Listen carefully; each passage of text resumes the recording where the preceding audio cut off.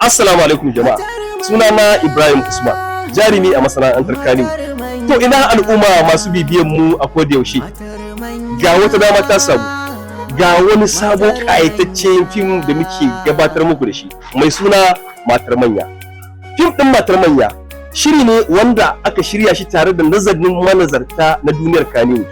Ya zo muku da wani sabon salo, insha Allahu zai ainihin kwantar da zukata ya nishaɗantar da ku, kuma gashi zai jaddada al'adu da jin daɗi da walwala na jama'a.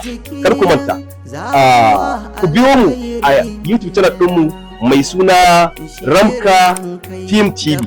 In Allah yarda, a duk lokacin da muka saka muku wannan fim za ku riƙa kallon shi kyauta ba tare da kwandala ba. Mu ƙayatar da ku, mu nishaɗantar da ku, mu saka ku dariya kai da barkwanci a cikin wannan fim namu na Matar Manya. Kar ku bari a baku labari, da a baka labari gara kai ka je ka bada labari. Matar Manya shiri ne kai, bari dai in bar ku a haka.